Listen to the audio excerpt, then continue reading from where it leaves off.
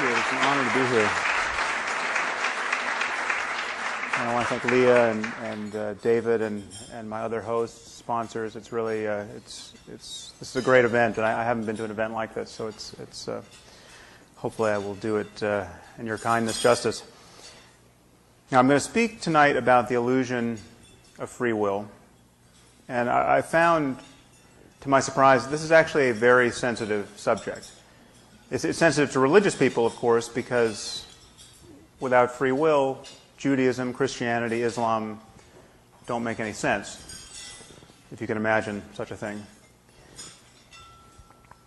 But it's also a problem for atheists. It's of concern for atheists, and it's of concern for everybody because it actually seems to touch most of what we care about in life. It seems to touch notions of moral responsibility and personal accomplishment and the criminal justice system and politics and religion. There's so much about our lives that seems to depend upon our viewing one another as conscious agents capable of making free choices.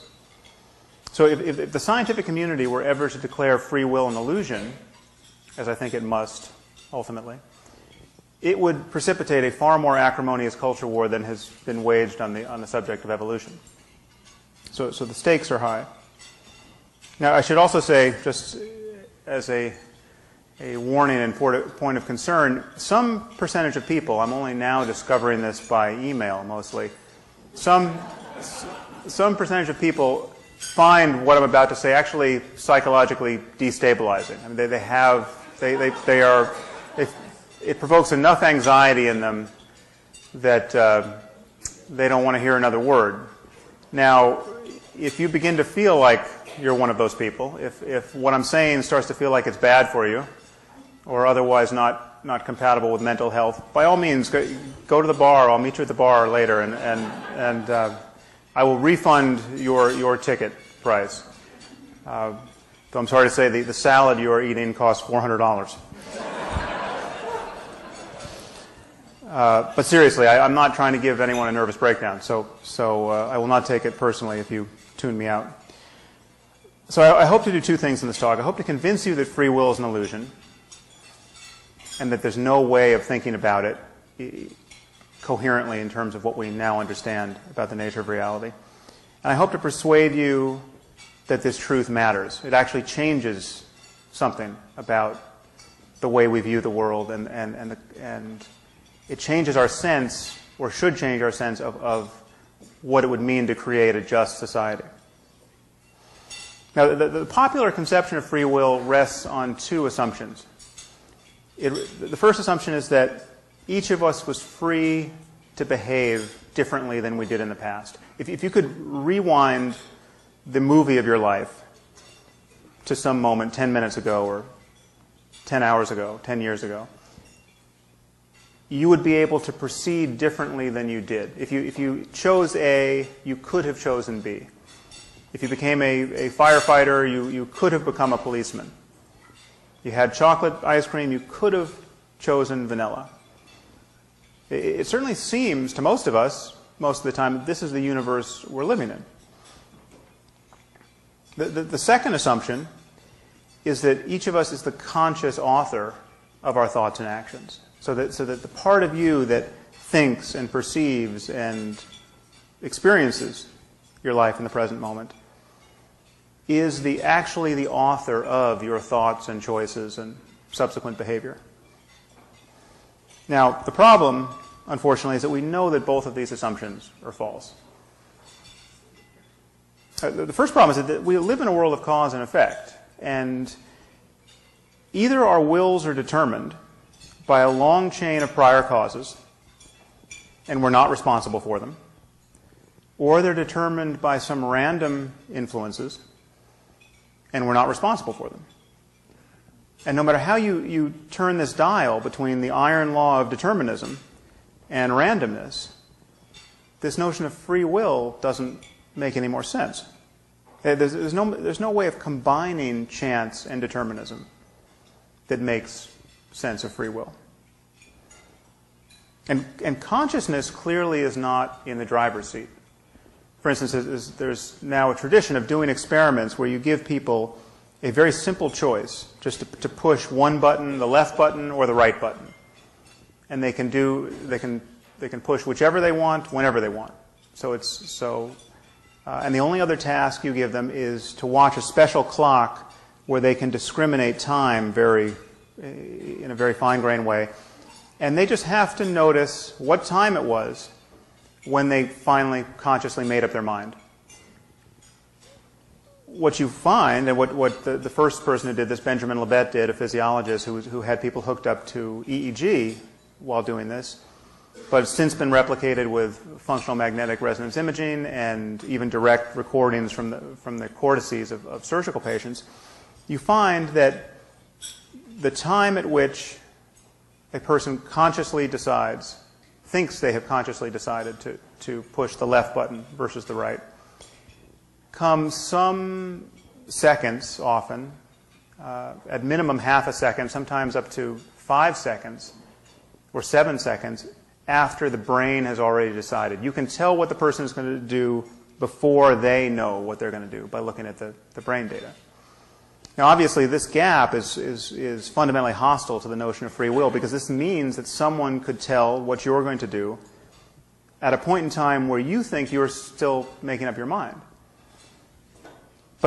And people have been wrestling with these data for years, trying to collapse this interval, and some imagine that they have. I'm not persuaded by any of those results, but the truth is, even if you collapsed it totally, and the moment your brain decides was in fact the moment that you were consciously aware of deciding, there still wouldn't be room for free will. You still wouldn't know why it is you picked left over right, and you wouldn't have created the conditions of your picking. You wouldn't have tuned your brain to that precise state that led to that behavior.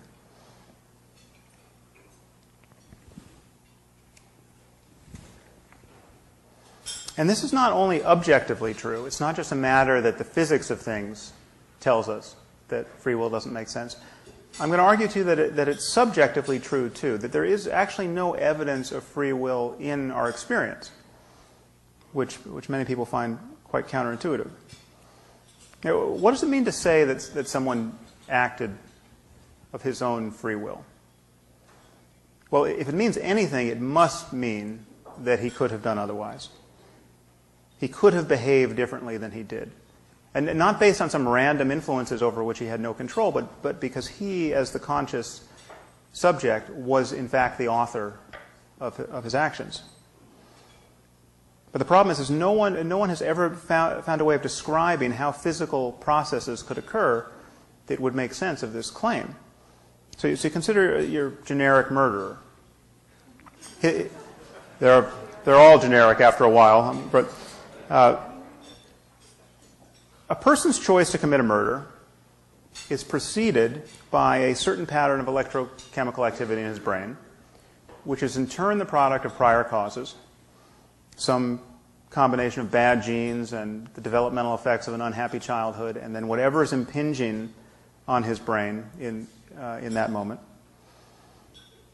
The moment we catch sight of this stream of causes, reaching back into this person's childhood and beyond, and out into the world beyond their skin, that his culpability seems to disappear.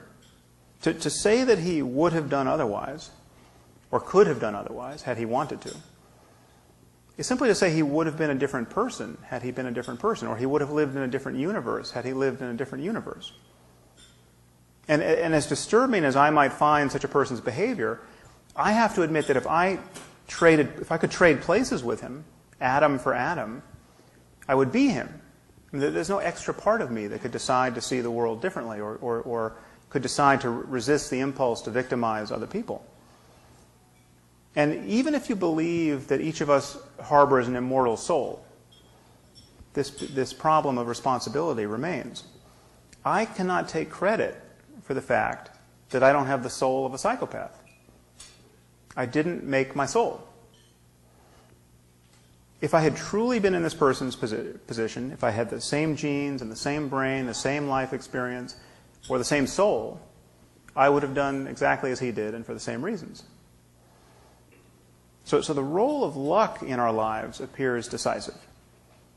But the moral significance of luck, valuing it and making it morally salient, this poses a problem to us. It seems to undermine our notion of right and wrong and good and evil.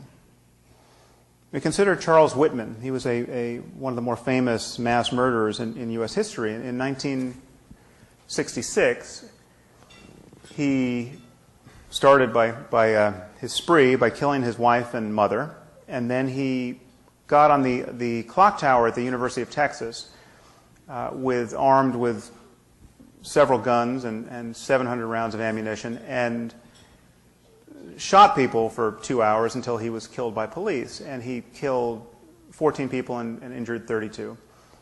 Now he really seemed like the quintessence of evil. And he seems that way until you read his suicide note, what was essentially a suicide note because he knew he was going to be killed. And he confessed that he found his behavior completely inexplicable. He loved his wife and mother, didn't know why he was doing any of this. He had been just overwhelmed by rages and destructive impulses for months that he found it harder and harder to resist. And he recommended that upon his death that his brain be autopsied for signs of physical disease. Now, so they did autopsy his brain, and they found a tumor in the hypothalamus pressing on his amygdala, which makes a plausible case for the tumor's involvement in his emotional state and his impulse control problems. So this changes things. This is when you find out that this evil murderer has a brain tumor pressing on his amygdala, he suddenly seems like a victim of biology. You have to be unlucky to have this kind of tumor. Who knows, if you had a glioblastoma pressing on your amygdala every hour of the day, who knows what you would do? So I'm arguing that a brain tumor is just a special case of physical events giving rise to thoughts and actions. If we could perfectly understand the brain of any one murderer, no matter how evil, that understanding of the neurophysiology would be as exculpatory as finding a tumor in the brain. If we could see how the wrong genes were being relentlessly transcribed, if we could see how this person's life experience since utero onward had sculpted the microstructure of his brain in just such a way as to reliably produce violent states of mind, the basis for placing blame would disappear. Now most people think we have a strong subjective experience of free will. And the problem is just that we can't map it on to physical reality. This, I think, is an illusion. I think we actually do not feel as free as we think we do. This relies on us not paying very close attention to what it's like to be us. If you pay attention, you can see that you no more author the next thing you think than the next thing I say. Thoughts simply appear in consciousness. What are you going to think next? What am I going to say next? I could suddenly start talking about why we don't eat owls. Why don't we eat owls? They seem perfectly good. Okay. Now, where did that come from? Okay. It came out of nowhere as far as you're concerned, but the same thing is happening in your own mind at this moment. I mean, you've all made an effort to be here tonight, presumably because you wanted to hear what I had to say about free will. And now you're trying to listen to me, but you also have a voice in your head that says things. Haven't you noticed? And it says things. It says things that are completely unconstrained at times by the thing you're trying to focus on. I mean, I'm standing up here trying to reason with you, and you will think, He does look a little like Ben Stiller.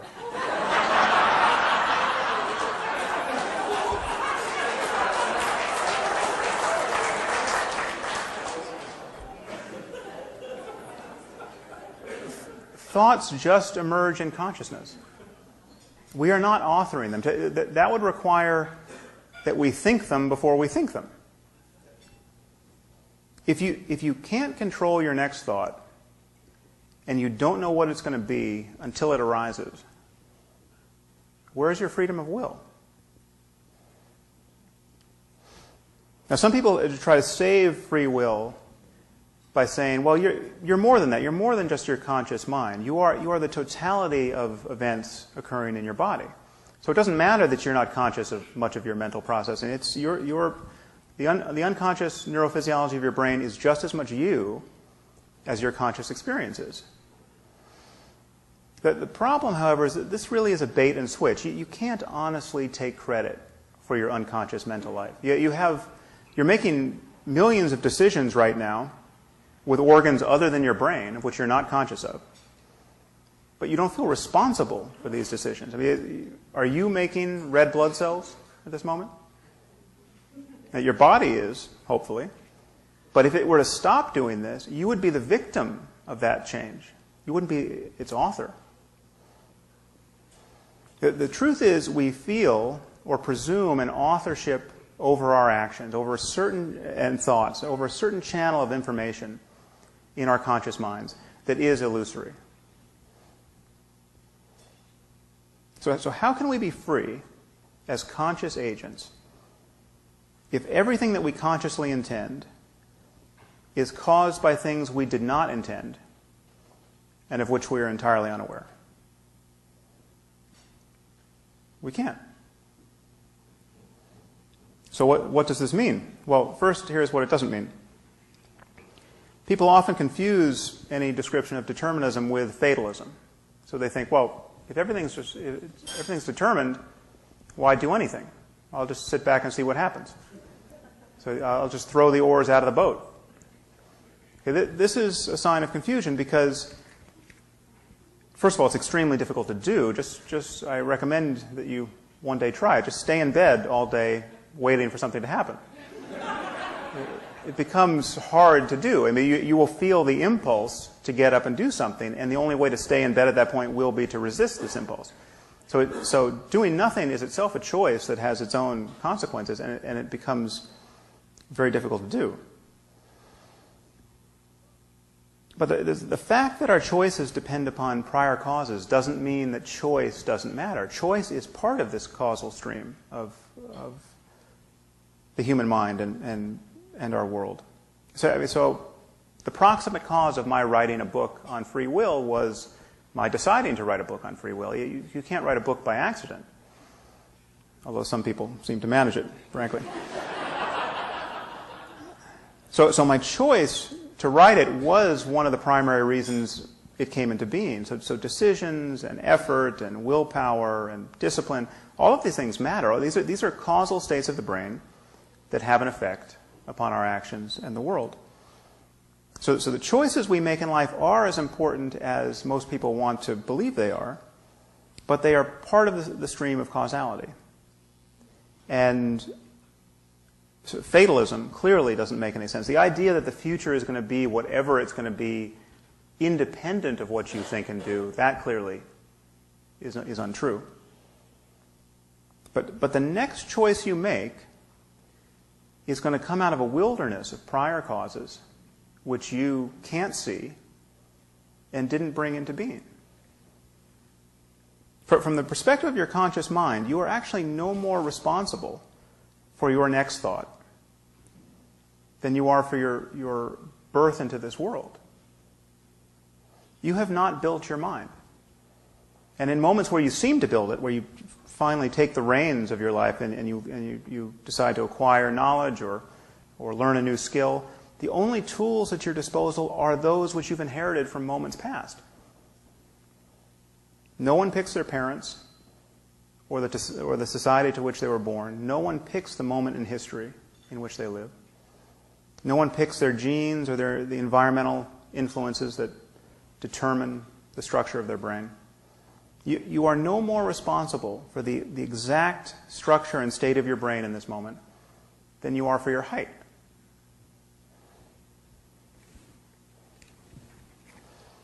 So, okay, let's return to this question of moral responsibility, because it's obviously what we all worry about.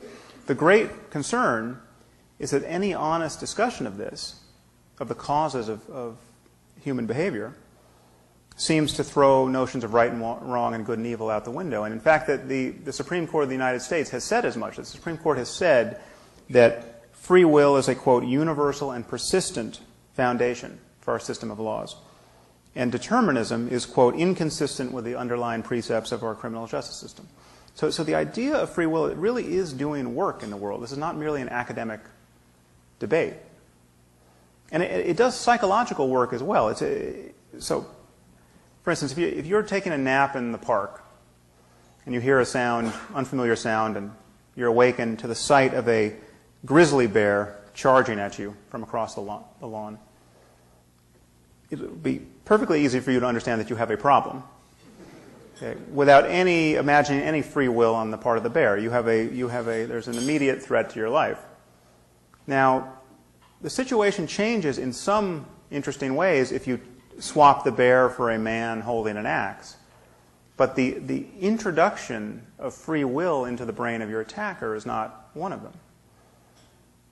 Now, imagine you survive this ordeal, and it's a real trauma, and imagine that you're actually injured. Let's say you lose a hand.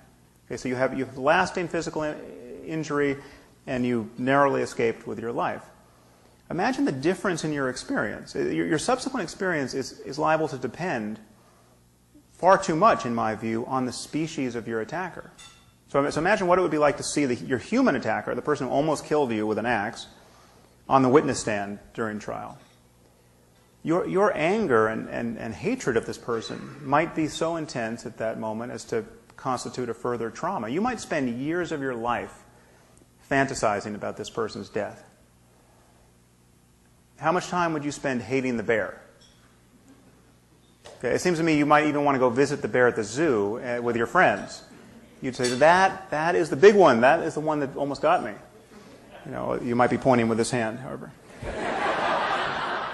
But it would be fun. You would just, it's a completely different perception. Which state of mind would you rather have?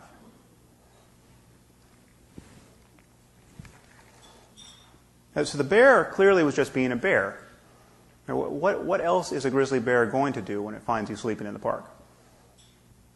But the psychopath was also just being a psychopath. But this illusion that the man was endowed with free will and could and should have done otherwise, I think accounts for the stark difference in subsequent psychological suffering. And the truth is many people are worried that this illusion of free will is necessary for getting what we want out of life. But the truth is, we can avoid, the difference between happiness and suffering is just as stark as it ever was.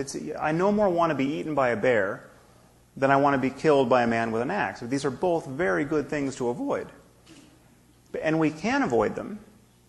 And we can encourage people to be as good and as reasonable as they can possibly be without confusing ourselves about the origins of human behavior.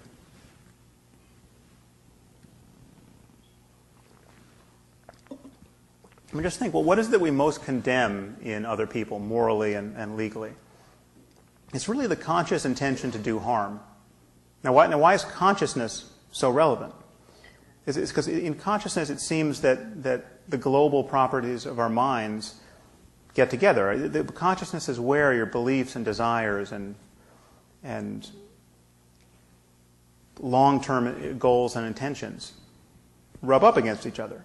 What you do based on conscious, predetermined decisions says more about you than anything else. If you decide to kill your neighbor after weeks of reflection and library research and debate with your friends, well, then killing your neighbor actually says a lot about you. The point is not that you are the ultimate cause of your behavior.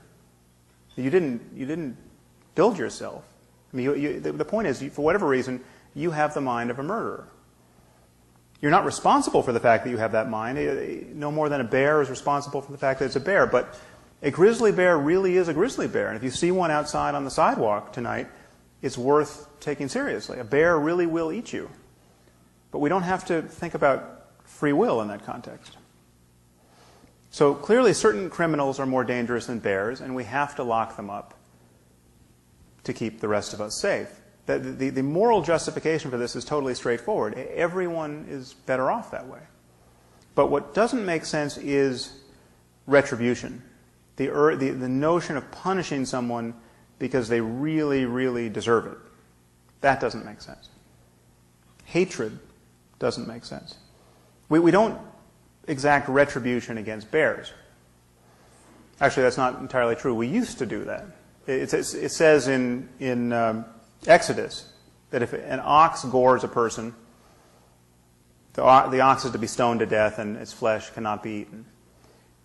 And Christians took this lead and ran with it for several centuries in medieval Europe and literally had trials for animals, wayward animals, that injured or killed people.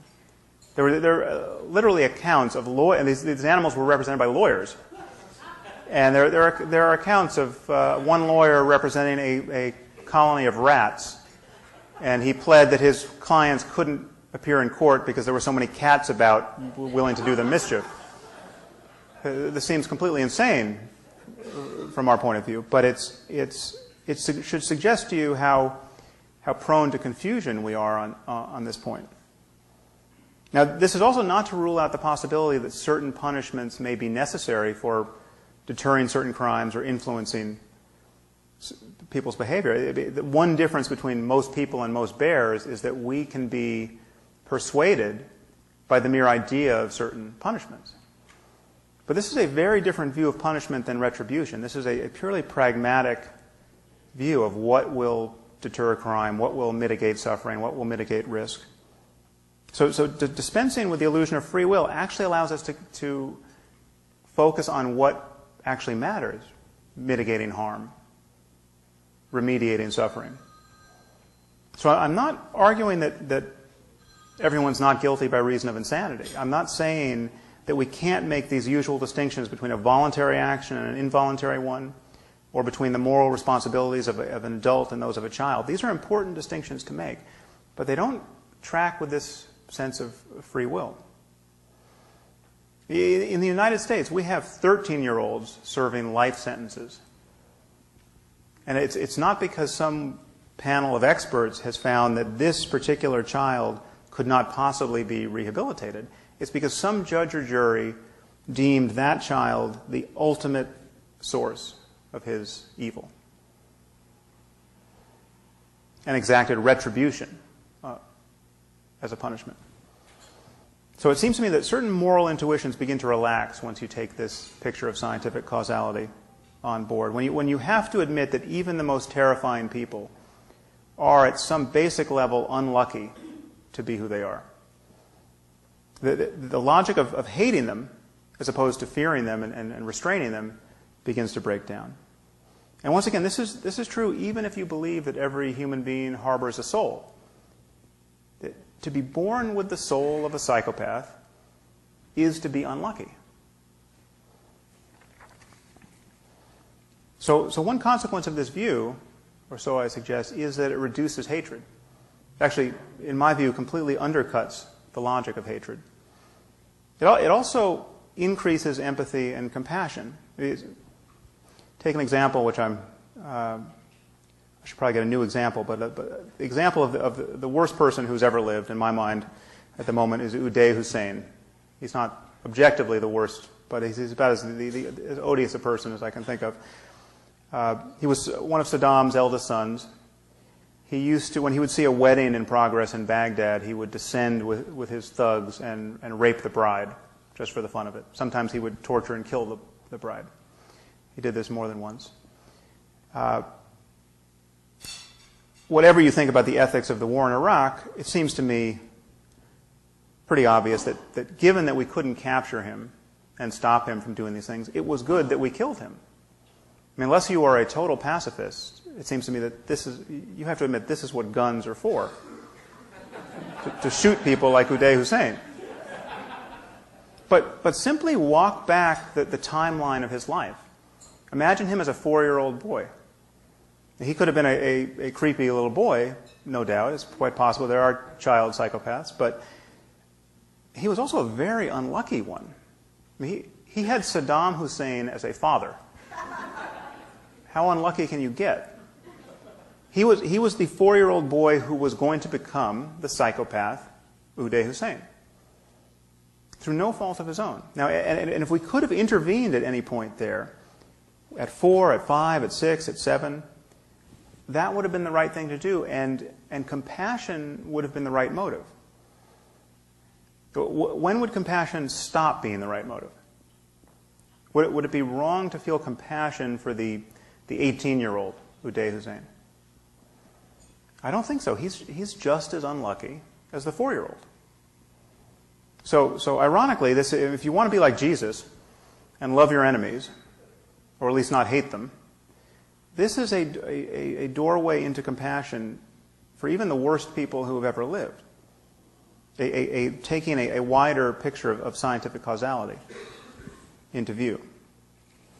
Now, one caveat is that this is not to say that this would be an easy view to adopt if you or someone you love was the victim of a violent crime. I'm not saying that in the heat of the moment you should be able to view the world this way, but in our more dispassionate moments, when it comes time to make public policy or to think about ethical norms, I think this is the view we need to take. So to conclude, I just want to bring this back to direct experience. It's generally argued that free will presents a real mystery to us, that we know we have it, it's subjectively an incontrovertible thing, and yet we can't map it onto physical reality. As I've said, I think this is a sign of confusion. It's not so much that there's an illusion of free will, it's that the illusion is an illusion. There is no illusion of free will. We're simply not paying attention to the moment-to-moment character of our conscious life. So it's not just that it makes no sense objectively in terms of physics, it makes no sense subjectively either. Thoughts simply arise in the mind. What else could they do?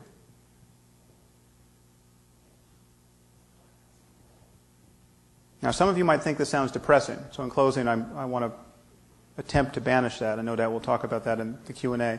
Because the fear is that this takes something away from us. And it does. It takes, the main thing it takes away is an egocentric view of life. But this can be tremendously liberating. We are not truly separate. We're not truly separate from one another, from our culture, from the world at large, from our personal history, from the deep past. We're linked to everything on this view. We are part of a system. And therefore, what we do actually matters. It matters more, given the mutually interpenetrating influences here. Our actions in the world and the actions of others matter even more than they would if we were atomized selves truly authoring our own minds. So what I'm saying is that you can't take credit for your talents, but it matters if you use them, or it matters that you use them. You can't truly be blamed for your flaws, but it matters that you correct them. Emotions like pride and shame don't make a lot of sense on this view, but they weren't much fun anyway. These are isolating emotions. What does make sense is love and compassion. Caring about the difference between suffering and happiness makes sense. Wanting those you love and everyone generally to flourish makes sense. And of course, none of what I've said makes social and political freedom any less valuable. The ability to do what you want and not otherwise is still valuable. But having a gun to your head is still a problem wherever intentions come from.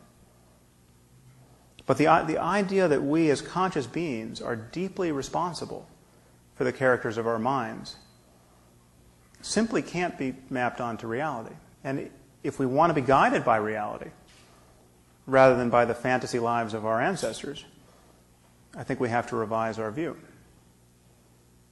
Thank you very much. It would seem so unfair to invite Sam Harris, one of the 4 horsemen of the apocalypse, to the stage. There's only 2 horsemen, I guess, now here on the stage. But Sam, of course, became very well known for his own writing and also for a number of appearances that he made along with Daniel Dennett and Richard Dawkins and Christopher Hitchens. And, with all of his work on religion, his book, The End of Faith, that Ryan spoke about, which is the first book that I was familiar with. And so I can't help but segue some of the conversation, the presentation that you made, into the topic of religion. Your book was dedicated to Hitch, so I'm assuming that's Christopher Hitchens, and I wanted to welcome you to talk about that. Yeah, well, it was not based on any felicity of the subject matter. I don't think we'd ever spoken about free will, but it was a timing thing. It was what I was writing and finishing when he died, so it seemed like the right moment. Hitch, I'm sure all of you know his work, if not, if you haven't met him, but he was, everyone's unique, everyone's one of a kind, but he was especially so. He was just, I'd never met anyone like him, and so it was a real honor to be a collaborator of his, to have him consider me a collaborator, and he is certainly missed. So do you want to elaborate a little bit about some of your thoughts, that how they've evolved and on religions since you wrote the book Free Will, and maybe in the context of some of the conflict that we see in the world today? Well, it hasn't changed much since I started focusing on the problem, but I'm continually amazed at just how much a variable it is in our lives, and it's an unspoken variable. It's not, and again, I'm speaking globally, and I don't know so much about the situation in Canada per se, but in the U.S., when you read a newspaper, I was just saying this at my table, sometimes I pick up the New York Times, and literally every other story would be unthinkable but for the crazy and unjustifiable things people believe in the name of religion. And often these stories are not explicitly about religion. It's discussed as politics. It's discussed as some problem in medical research. It's discussed as ethics. But the core problem, when you're talking about impeding embryonic stem cell research, or the crisis in the Middle East, or any the pedophile abuse scandal in the Catholic Church, religion is everywhere, and it's something that it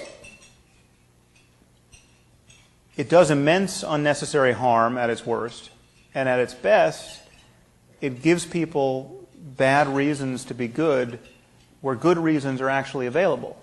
This is the problem. Whenever you can see someone doing really good things in the name of faith, you can find better reasons to do those things. And so when people go to Africa, there's no question that people of faith do immensely compassionate things much of the time. And so people will go to, missionaries will go to Africa and put themselves in harm's way and try to deliver aid to people on the verge of famine. And it's an intrinsically good thing to do, but rather often you see the compassion of the whole enterprise eroded by this other agenda, which is to spread the gospel in this case. And so you have people preaching the importance of believing in Jesus in areas where conflict between Christians and Muslims has literally killed millions of people. And in the most diabolical instances, withholding aid from people who have, until they have somehow confessed an allegiance to the creed you're spreading. it would be so much better to actually just care about the suffering of other human beings and want to alleviate it. And that's actually possible to do. You have secular people, you have people like, the people who work with Doctors Without Borders, for instance, who for reasons that have nothing to do with the next life, try to make this life at least tolerable for the least advantaged people on earth. So the problem with religion is that even in its best instance, it gives you a version of ethical truth that could be improved by stripping out the dogmatism and the unjustified claims to knowledge. You had mentioned when we were just talking earlier that the concept of free will is quite anathema to those who subscribe to the view in religion that people have free will. Could you elaborate on the controversy that you've caused in that area? Well, the claim that free will is an illusion is anathema. That's precisely what you can't believe if you want to take any of these faith-based religions seriously, because when you look at the response to the phenomenon of evil. So in religion you have what's called the problem of theodicy, or the problem of evil. And the answer to the question is, so how is it that an omnipotent and omnibenevolent and omniscient God would allow the Nazis to round up little boys and girls and kill them? And the answer coming from religion is, well, people have free will, and God, even though He wouldn't countenance this sort of thing, free will sort of on the ground floor of our situation, and even an omnipotent and compassionate God couldn't stop the Nazis. That's not what this place is about. Now, of course, that answer to the problem of human suffering doesn't cover all of the other sources of needless human suffering which an omnipotent God would be responsible for, like tsunamis and epidemics and smallpox killing 500 million people in the 20th century. That has nothing to do with free will, and that is obviously something that God should be held to account for. But this notion of free will is the best answer that religious people have come up with for the problem of human evil after thinking about it for almost 3,000 years. The problem is that this idea of free will doesn't make any sense. And it's also the only justification for the notion of sin and the notion of that a person could be held responsible for turning away from God or not being convinced by the evidence of God or not believing in God. And we're in a very perverse situation. We've been given this faculty of reason. We've been given a desire for evidence. And perversely, we've been given an ability to write better books than the books God has supposedly written. And yet we are told we're going to be damned for eternity if we don't believe every single jot and tittle of the text. That's just... Free will is the thread upon which all of those claims are strung morally. I mean, retributive justice, divine retributive justice, makes absolutely no sense. It's just pure sadism if you strip out this idea of free will. It's fascinating. I'm going to take the microphone over here. Mark has a question, and it's not very often that you can say, well, I don't know, are you like a brain surgeon? And, I can actually say that about Mark, and he's going to ask you some questions about brains and neuroscience. I wanted to actually just say that I'm an amateur neuroscientist, but my day job is brain surgery. So you actually cut brains, yes. But I'd like to thank you, Dr. Harris, actually for a fascinating, tantalizing discussion that you brought forth with the preamble to the dinner. I was dragged here by my oldest son, who's actually a fan of yours, as well as a fan of Hitchens and Dawkins, and that's I wasn't looking forward to tonight at all, but since your talk, it provoked actually 2 questions and a comment. So try to follow my train of thought. My first question is, if thought doesn't originate in the brain of the thinker, where does it come from? My second, or my comment is while I was listening to your talk, I thought I should ask a question. And my second question is, And I don't know where that thought came from. Right. My second question is, and this actually is important to me because I do take out tumors of the amygdala. Does the tumor cause the abnormal behavior, or does the abnormal behavior cause the tumor? Those are my questions. Right. Good question. Well, the first question is that clearly thoughts do originate in the brain, or at least there's every reason to believe that they originate in the brain. Now, it depends on just how far you want to trace back the chain of causes, because obviously you can trace it all the way back through the history of your brain and your conception, and you can go on back to the Big Bang if you want to keep looking for just the sheer chain of causality.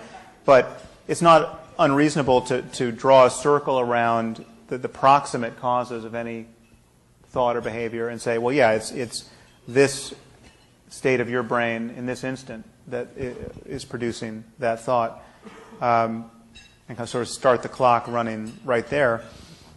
The problem is, from a objective point of view, all of that is happening based on prior events, which you didn't create, and which are exact. So your brain, the microstructure of your brain, it's both anatomical and functional state. You know, the charges at every synapse are exactly as they are in this instant and no different. And that constrains what you do and think in the next instant completely. And if you think there's something else that is part of the formula, that something else is also just as mysterious and just as deterministic. Even if that something else is piped in from another dimension as a Christian soul, it's still, from the point of view of your conscious experience, is not something you are responsible for. So if you have a soul that gets in there and rolls the dice with every third decision and biases you one direction or another, that's not free will. That's just more clockwork that you are not aware of in this instant. So and of course, there's no good reason to think that that's in fact what's happening. There's every reason to think that a much more deterministic picture of human thought and behavior is in fact true, and then there's some random events that are probably relevant. But the idea of behavior, I know absolutely nothing about how behavior could create a tumor in the amygdala. Behavior could certainly change the amygdala or change any region of the brain connected to it. I mean, we know that plasticity is a reality, but in terms of a tumor growing, I don't know. But the tumor is just a surrogate for just talking about. A tumor is just an example of a physical structure or event that we look at as adventitious. It's a visitor to the life of this particular brain. This brain didn't start out with a tumor. This person didn't want a tumor. The owner of the brain didn't know he had a tumor. And then when we look, the tumor's in the right place, and it seems to suggest, well, this tumor is actually changing what this person thinks and feels and does. So this guy was hijacked by something that's obviously not supposed to be there in some sense. But the tumor is just a very easy case of looking at a proximate physical cause that we all agree is anomalous, and then all notions of free will or this is an evil person just go out the window.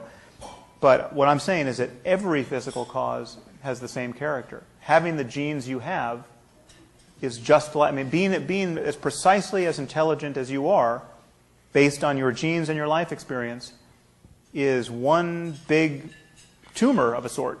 I mean, it is a given fact, which is changing over time. So it's not to say that your education didn't play a role and your relationships. I mean, all of that changes your brain and it changes over time and it gives you new capacities and you learn new languages or whatever happens matters.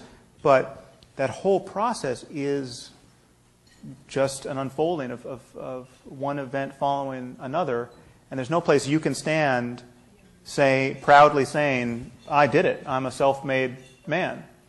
And and when you see someone else malfunctioning, you see a psychopath, or you see someone who's clearly living in some non-normative way, you can't really say, well, he is the cause. He, the person in this instant, he is the ultimate author. And that I think, it's scientifically true to say that, but it's also morally relevant to say that, because it's clear that it would be relevant if we had a treatment. So the other thing that's interesting about a tumor is that a tumor suggests to non-surgeons, and if it's the right tumor, obviously certainly to surgeons, that there's an easy fix. You just cut the tumor out and the person's back to who he was, or at least is likely to be to some degree. That if we understood the brain completely, if we had a truly mature science of the mind, and we were lucky enough to have the technology to be able to intervene in ways that we wanted, well, then it would all be like, it would be as simple, it would be more complicated in fact, but in principle it would be as simple as just cutting out the tumor. So if we understood psychopathy perfectly, and it was such a thing at the level of the brain that it could be intervened upon without side effects, then psychopathy would be a disease that we would have a cure for, and it could be so straightforward that we could just put the cure into the milk supply, like vitamin D. I mean, psychopathy at that point would just be a nutritional deficiency. And so if the cure for evil becomes just a matter of dropping something into the milk supply, well, then ask yourself, would it be ethical to withhold the cure from somebody as a punishment because they were so evil? So somebody did something truly terrible. They're locked away in prison. Now we completely understand the nature of human evil, but we're going to withhold this cure as a punishment for this person. Well, that wouldn't make any moral sense, because it would be just like withholding a surgery from the man with a tumor if we knew the tumor was the actual cause of his behavior. It just wouldn't make any moral sense at all. And that suggests to me that it's, who knows if we'll ever get a cure for psychopathy, but it suggests to me that the urge for retribution is based on not actually seeing the causality in any kind of detail. Sam, we ask authors often who are just coming out with new books, and one of the people that we invited this year was Arnold Schwarzenegger, and I'm not sure if you've read his book, but he agrees with you completely, because in the first paragraph he said it's not a tumor. Not the tumor. Okay, bad joke. That went over very well. Trying to lighten it up here a little bit. We have a live question over here. So we're going to have to do like speed round here, because we have 1,000 questions, which I will promise to read some of them. But Michael. Thank you, Sam, for the interesting and thought-provoking ideas. I was going to ask you what you thought the difference between truth and hypothesis was, because I believe you do confuse them at times. But what instead, listening to your comments, I decided to change my mind and ask a question: where you think love and commitment come from in a relational sense? But you only have 3 minutes to answer right. that. Very. They're almost the same answer, actually. But love, there are two ways we could talk about this. We can talk about where these things come from, and that seems to suggest an evolutionary answer, at least in our case. We're talking about the psychology of positive social emotions that knit us together as social apes. It's not surprising that we value these states of mind and their associated behaviors. I mean, that's all. Evolutionary psychology has a lot to say about that. I think that's the how we got here story is much less interesting than the what is possible story. And the what is possible story also has a scientific description. So the question of just how good can human life be?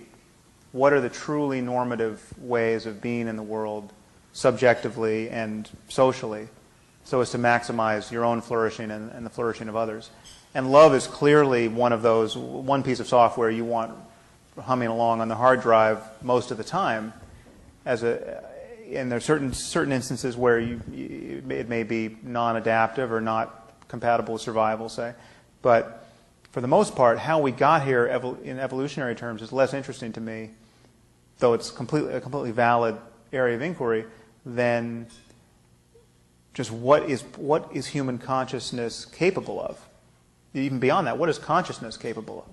And are we in danger of designing computers that can suffer more than we can? So I mean, that's a question that has an answer, and depending on the answer, there are ethical implications there. Now, I don't spend any time worrying about conscious computers at the moment, but at least there's a truth there, whether or not we can find the answer. And I think love is one of where it comes from is not nearly as interesting as why it matters, given all that we know, given the range of conscious states we have available.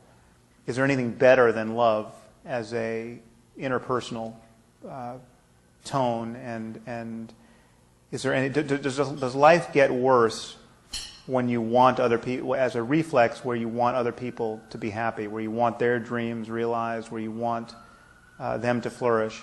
Are we really in a zero-sum situation, or are we collaborating creatively to build the best possible world? And granted, there are instances where there is a zero-sum contest, or it seems to be.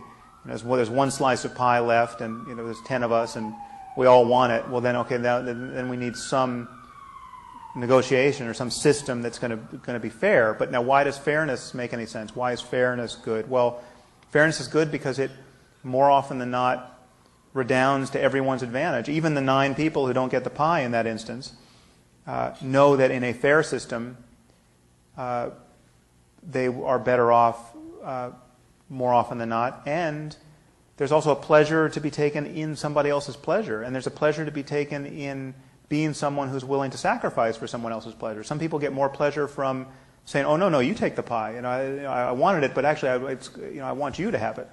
And there's all kinds of cynical ways of interpreting that, and in an evolutionary sense. But the truth is, love is one of the most rewarding things anyone ever experiences, and we want it. And people who don't experience it or claim not to want it are actually missing something. And that's an objective. That's not just a subjective, culturally dependent thing to say. I think that's an objective thing to say. It's like saying, people who don't understand calculus. There's something they don't understand. They're missing something. There's a way of understanding calculus, and there's a way of failing to understand it. And there is a there, whether you know it or not, or whether any individual knows it or not. And who knows how far that horizon of human experience goes. But I think love is one of the best compasses we've got. And the election of commitment? What was that? And the election of commitment? What do you mean by commitment? Such as in a marriage commitment. Like monogamy? Well, it's just, when you think of, human life is replete with this particular psychological experiment where people sort of rethink the whole logic of commitment and say, well, monogamy doesn't really make evolutionary sense, and, honey, sorry, but I want an open relationship. I just read Darwin. But the truth is, for most people, most of the time, there's a lot of psychological suffering engineered by failures of commitment, and a lot of comfort in commitment. And but I'm open to. You could certainly find me an island of non-committed people who are flourishing just as much as the happiest committed people, and they're completely unpossessive in their sexuality, and they love it, and they have a whole story to tell about how it's the best thing going. I don't doubt that that's possible. I mean, so when I view my argument about the moral landscape is that there could be peaks of human well-being that are different. There could be many different peaks, which they're different and they're irreconcilable. Which is to say, if you're on this one, well, you got to be committed, and you're really jealous if you're not over failures of commitment. On this one, you don't even know what jealousy is. But they could be equivalent in all kinds of other ways, and that's intellectually possible to me. I just don't happen to see it in the people I meet. So speaking of speed rounds, we do have a question about Oprah here. So explain Oprah. I know nothing about Oprah. But she was the youngest of 11 children, raped, extremely poor. Why didn't she just end up as a Southern mom of several children living on welfare? Well, whatever the reason is, there's a reason, obviously. I mean, there's some causal, and she may not know it. She may have a story about what the reason is, which doesn't actually track the facts. She could have false memories about conversations that were incredibly important to her, and it turns out they weren't important because she was already on that path beforehand. Who knows? But I mean, we're not actually necessarily the best judge of why things happened and why we did certain things. We know this from psychology, but I don't know. I mean, she has the genes she has. She's had the life experience she's had. She was able to rise to the challenge, and now she's a force of nature. Based on your premise, if you were able to deny the existence of a person genetically predisposed to murder even before they were born, would you? How do we tread these murky moral waters? Oh, well, see, denying the existence of a person, I mean, you sort of have that for free always. I mean, so because there are a functionally infinite number of potential people now. So my decision not to have a third child or a fourth child or a fifth child is to deny the existence of that subsequent person. In fact, with genetic engineering, just scratching my nose is to commit a holocaust of potential people, because all of these cells are potential human beings given the right manipulation. So you're just denying people every time you lift a fork or turn your head. I mean, you're just so it's not. I think there definitely is some value in potential life. It's not like it's nothing. So we shouldn't be. So there is a cost when you talk about the ethical meaning of certain events, and you say, well, here's the person's life who was cut off, and all the good things that didn't happen as a result. That hypothetical life is meaningful to somebody. But what if it's like the 4-year-old that you were talking about? So if you look at a 4-year-old and you go, we've kind of studied, your genes, we've studied your experiences so far, and chances are you're going to turn out to be as odious as Saddam Hussein's son. Do you picture a society where we have so much knowledge about the human brain that we start making decisions on people because of what we believe they will do, based on your hypothesis? Well, I don't see the prospect of our getting there in sort of kind of a Minority Report way of pre-crime. I don't see that being in the cards certainly anytime soon, but. Or even in principle, it may just may be too complicated to ever predict the behavior of a system as complex as the human brain that far in advance. I mean, it's hard to predict. Ironically, the best way to predict what somebody is going to tend to do is just to ask them. I mean, that's why talking to people actually. It's not that they can't deceive you, or it's not that they can't be self-deceived, but the people who are telling you what they're interested in and what they want to do and what they hope to have happen, and the neo-Nazis who are going to protest and have their placards and their websites and all of their efforts, they are advertising their conscious states ad nauseum, and who knows if any one person really believes what he says he believes. There is a distance between what people profess to believe and what they actually believe, or what would be behaviorally operational. But we know a lot about what people will do based on what they've done and what they say they want to do. And I don't know that a brain scan is going to get much. It's not going to get much better than that predicting across time. It gets better than that in the moment. So, for instance, we know we could all go to a psychology lab tomorrow and get tested on various stimuli and have our innate racism uncovered. And whether or not you think you're racist or not, we know virtually everyone shows some racial bias when put through this paradigm of the implicit association test. And you're just slow. So if we showed you positive words and faces of various races, your race and some other race, you would be slower to associate positive words to the out-group face than to your own group, and quicker to associate negative words. And no matter how liberal you are, no matter how embarrassed you are, no matter how much you want to prove to the experimenter you're not racist, you will fail to demonstrate a lack of racial bias. So that's insight into the nature. So that's something you can know about yourself and be on guard for its insidious effects in your life. And it's a good ethical norm to want to correct for it. I mean, this is something we want to get away from, and we're right to want to get away from it. But science can dig into the details of our minds even now in ways that we might find surprising. Ian. Thanks, Leah. I'd like to go back to the question of God for a second.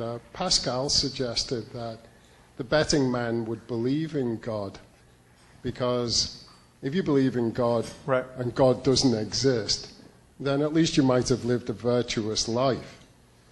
But if you don't believe in God and God does exist, then you're probably damned for eternity. Right. So can you tell me why you think that more people believe in God than don't believe? Well, first let me say I think Pascal's wager it's like many of the exports of philosophy. It's a bit of bad philosophy that is really easy to remember, and then it just gets it has infected all of us. And there's some of the worst exports of philosophy are like that. Yeah, no, I know. I just want to sort of inoculate everyone else against this idea, because beliefs don't work that way. Right, right. Well, one reason is many people are taken in by ideas like this. So Pascal's wager seems, given to in the presence of anyone who's even remotely sympathetic with the project of faith and the leap of faith. They think Pascal's wager passed every test of reasonableness. So of course, that's a wager you could take. But what Pascal is suggesting is that you could decide to believe something not because you have evidence suggesting its truth, but because of the likely good effects of this belief. Or you're wanting it to be true.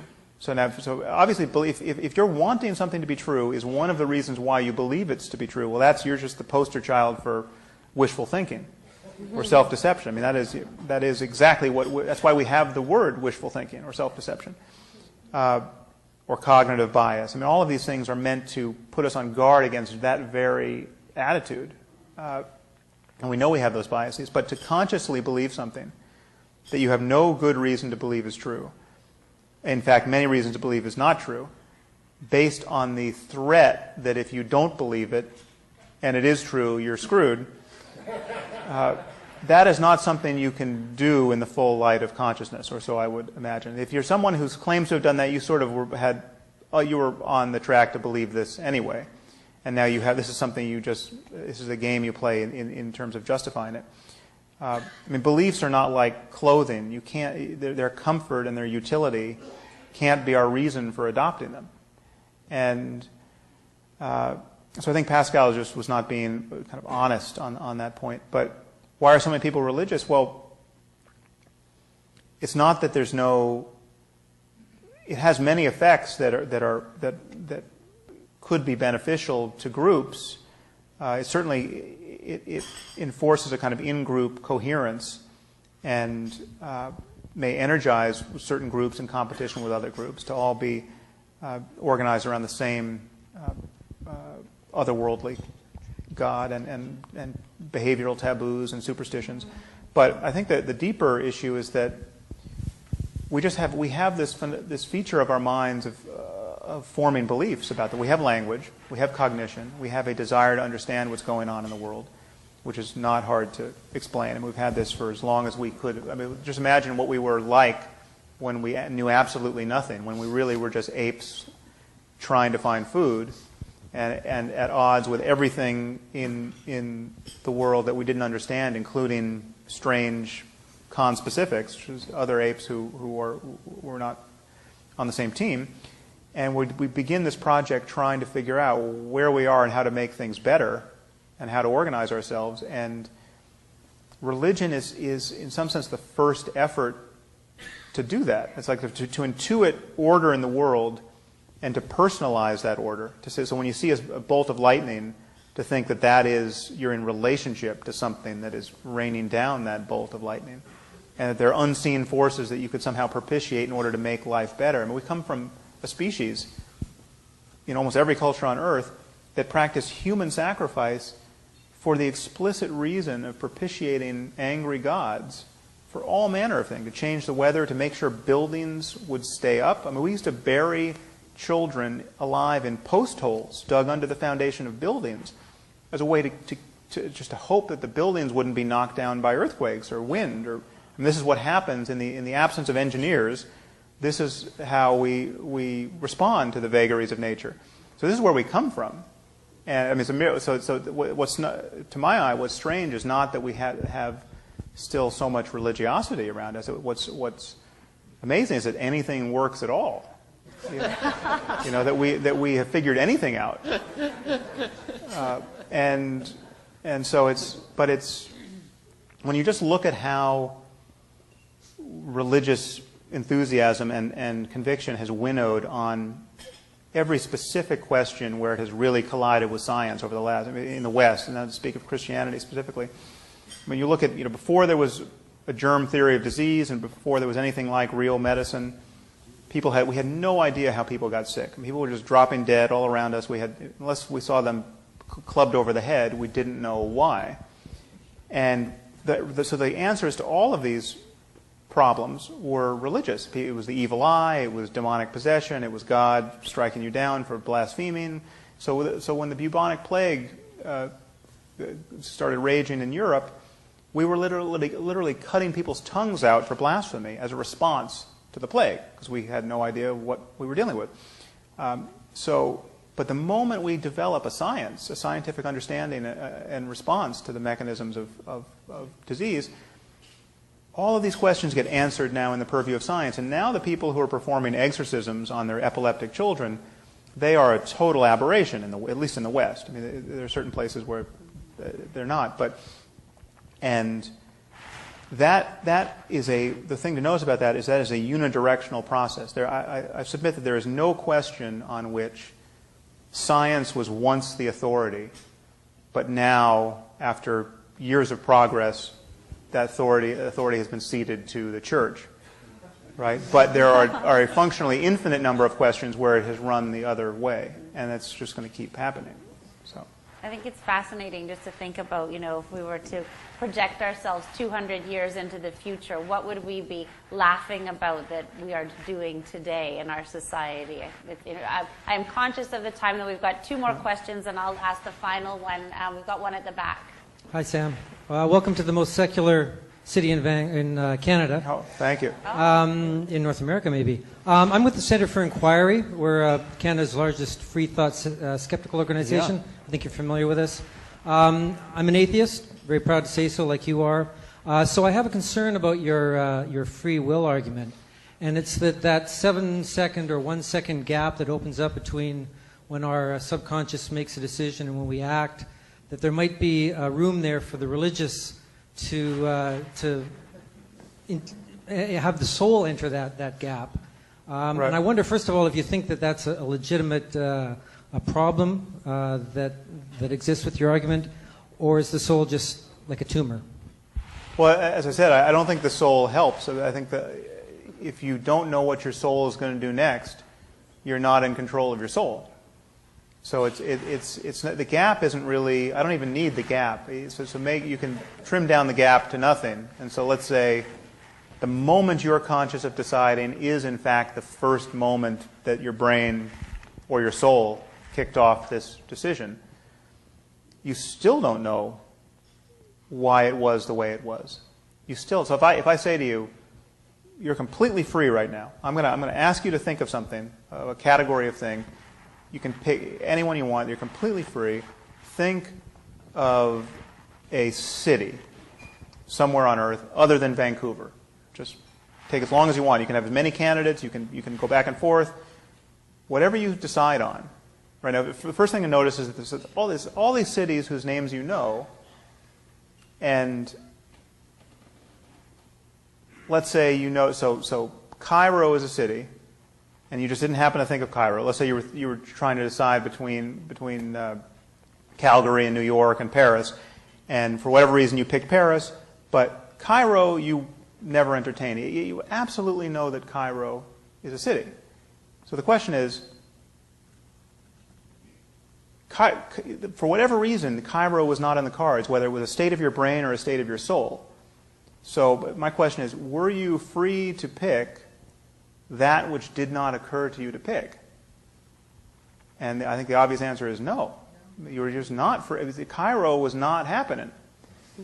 And for a reason you can't explain, which is completely set up by the prior state of the universe, soul included, whatever. And obviously I don't think there's a good reason to import a soul into the clockwork, but the soul doesn't help this particular problem. It's still fundamentally mysterious. Bill, we're going to jump to you. Yeah, just one. So for me, I think to get this free will thing, I got to come back to a concrete example. And lawyers, no animal, but go back to Penn State and Jerry Sandusky. So if I believe in free will, which presumably a lot of people who were on that jury and the judge did, they did something. So I accept your analysis and your premise, and I don't want to be just dancing on the head of a pin. What do I do different? What does that change to what I'm going to do? And how I'm going to deal with that? If what I do, presumably you're telling me it's not determinism, so what I do with him is going to affect others, because it's part of their experience. Well, that's still determinism. So what do I do? Yeah. Why does this at all matter to me in terms of dealing with that? Well, what would I do different? I think it depends what you mean by you. I mean, there's you and then there's society. So what society should do is we shouldn't think in terms of retribution. We should think purely in terms of what is going to prevent suffering and what's going to alleviate suffering. We should think of restitution. We should think of deterrence. We should think of all the important things that actually matter in terms of mitigating human suffering, the suffering of kids in this case and their parents. So Sandusky is, I view Sandusky and anyone like him just very much like a grizzly bear, in the sense that he didn't make himself, and if I were him, I would be him.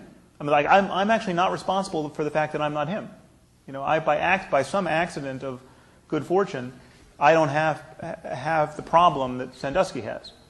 And the problem includes his intentional behavior, his conscious behavior, his unconscious behavior, his desires, his resistance against his desires, his failed resistance. The whole complex, whatever it was like to be Sandusky, by sheer good fortune, I don't have to be that guy, right? And I'm very grateful for that. And so the question is, do I hate him, or do I fear him and want to restrain him? And it's certainly the latter. Now, I'm as susceptible as anyone to hating somebody like that. I mean, I have a 4-year-old daughter, so you get me started thinking about the problem of sexual predation on kids. I can get worked up, but when I'm thinking clearly about the situation, I know that no pedophile is truly responsible in a deep sense for who he is, and the remedy, for whatever the remedy is for the problem of pedophilia, comes at the. Perhaps there will at one point be a cure for pedophilia. So we can see that whatever conformity of your brain is at age 10, you're at risk to be a pedophile, and we know this as clearly as we know that you're at risk for heart disease or early onset Alzheimer's, or whatever you could make it as probabilistic or as ironclad as you want. But insofar as it became ironclad, we would look at it as an affliction, and we would offer a remedy if we had it. Now, if we don't have a remedy, we would lock people up to protect everybody else, and that's what we should do. So, but the difference is retribution makes no sense, and all of the hate and the interpersonal hatred of people who are bad actors makes no sense. Compassion makes sense. Compassion is compatible with locking someone up for the rest of his life if there's no cure if there's no way to stop him from harming others. You can still feel compassion for that person. Now that may be certainly asking a lot if you happen to be the parent of one of those kids or one of the kids, but I don't think it's asking a lot of a sort of an institutional doctrine of creating a society that just views. Again, the retribution doesn't. If we're just looking at grizzly bears and sharks and all the other risks in the world that are kind of agent-driven, retribution doesn't make sense in that. Yet, but protection makes sense. Keeping the bears out of our living rooms makes sense. And so there's not necessarily a difference in terms of the steps we would take to protect ourselves, but there's a different. In certain cases, there are. There's certain people who are in prison for things that they shouldn't be in prison for, and it's based on the whole notion of a victimless crime to me makes absolutely no sense. Either there's some cost to so the war on drugs, for instance, is something that just has, in my view, created an immense amount of suffering, and the problem of addiction, the problem of all of the pathologies around addiction, should be treated as a problem of education and treatment, not as a crime problem. But there's kind of a righteous, retributive overlay that has justified this war on drugs for decades, and you have people wanting the state to kick in the door and stop people from doing things which in many cases are harming no one, not even themselves. So obviously in other cases there are harms that we should worry about, but again I see it as a problem of education and treatment, and once you unlock from the whole retributive schema, some of these questions kind of answer themselves. We're going to do just one final question, and then I have a fantastic stack of questions. We do have an after-dinner salon on your way out with cheese and champagne, and so I hope those of you whose questions I didn't get to will take a few moments with Sam. But our last conversation and question here is going to be Peter Brown. Sam, great evening, great talk. I think perhaps your argument of free will is too simple to understand in a way. Yeah. But and I do I would say something and ask a question. Your remarks about Hitchens strike home with me, and Leah actually was involved in their former life where we brought him to Vancouver. And I really admire both he and Stephen Jobs, a couple of icons as they were in their final hours, both talking about how the experience of death focused them on what was really important. And what I admired is that neither of them succumbed to Pascal's argument. Right. Neither made a deal with God on the way out. And I thought that Hitchens particularly, he said it was a hard thing to practice, and secondly, that he was afraid that he might get well because it would prove that all the people that prayed for him would be right. But going back to your argument about what is God's and what is science. But what is what and what is science? What is God's in life and what is science? Right. Clearly, what is science is growing and what's God is shrinking, and yet religions aren't shrinking. Well, that's not entirely true. They're shrinking certainly in the developed world, apart from the outlier of the United States. The trends of secularization are just linear in Western Europe. The only change is that Muslim immigration to these societies, obviously the people who are coming in are very religious. So we have all this evidence that, the hardship they create and the tragedy they create, and the fact that invention is insolence to them. And then you look at it. It seems to me, yes, I see it growing, but their ability to make mischief is, with all the science we have, it seems to me as great as ever. And somehow there's this phenomenal need in man for 2,000 years. We've been drawing gods in caves, right? It doesn't seem to. And maybe your argument of, I hope it's the fact that we don't have free will that allows it to grow. Hopefully, if we did have a free will, we would see it a little differently. Well, I think we at the core of religion, so all of the false consolations of religion that are, it's understandable why people want them. So you have your child dies. Religion is the only story that makes that a non-problem. Religion is the only story you can tell yourself or be told by others, which, if believed, just cancels the reason for grieving, if you could really believe it. Because now your child is in heaven, which is a lot better than Vancouver, and you will get there after death. Unless you live in Toronto. Right. Yes, sir. So there's that. But there's also just the fact that there's a range of human experience that is incredibly positive and interesting, self-transcending experiences of a sort that lie at the core of most religions. Whoever Jesus was, in fact, historically, the literature that testifies to his view of the world, where you hear propositions like loving your neighbor as yourself, that's bearing witness to a kind of consciousness that many people have experienced that should be incredibly interesting and worth encouraging. And when you've had that one problem, and this is a problem I'm trying to address in my next book, the problem is if you wake up tomorrow morning loving your neighbor, all neighbors, all of humanity, all sentient beings as yourself, if you have this sort of mind-blowing experience of compassion and unconditional love that completely transforms your mind and life and your expectation of what it is to be a human being and how good life can be, and you are such a dazzling person that when you come out of your house, everyone recognizes that something amazing has happened to you and they just want to hang out with you because you've got such good vibes. Okay, that is something that happens, right? And the only game in town that gives us even the slightest credence to that phenomenon is religion. So when that happens to you, the only people who are going to take you seriously are either mainstream religions or New Age cults that have their own spin on it. So, but it is a part of the phenomenology of at the positive end of human experience. Now it has sort of its pathological echoes elsewhere on the spectrum of human experience. You have the crazy messiahs, the people who are obviously belong in mental hospitals, but they also think they're Jesus.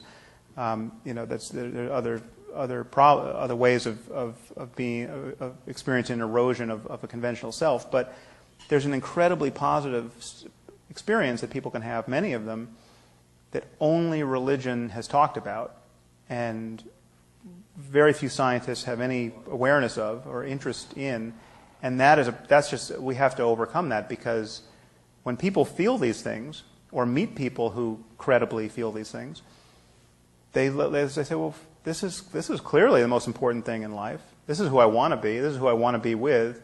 And the only language that seems to capture it is religion. And that I just think is that more conversation about what's really going on in the brain and in the world is just one thing that, perhaps I'll close on this, one thing that should make it patently obvious that can't prove that any one religion is true is that people from every religion and none have that experience. So when a Christian has that experience, he says, see, it's just the grace of God. Jesus is the Son of God. I know Christianity is true. And when a Muslim feels a little bliss like that, he knows that the Quran is the perfect word of the creator of the universe. And Hindus and Buddhists and everyone does the same thing. And yet all of their doctrines are mutually incompatible and mutually canceling. And atheists have the same experience, or can. So we know that there's some deeper story that accounts for this experience. And we know that in principle it must be universalizable and insensitive to the accidents of people's birth and culture. And it's just a deeper truth about the nature of the human mind. And so we should want to understand it and talk about it in terms of 21st century rationality. Sam, I think that's just a terrific note to end on. I just think this has been an absolutely fascinating conversation. It's certainly unique in terms of the speakers that we've had so far. I don't think we've ever gotten so philosophical, but I think it's one of these conversations that has planted the seeds of so many ideas that I know that we will carry forward. So thank you very much. Well, for thank a you for the terrific invitation. presentation. Thank you.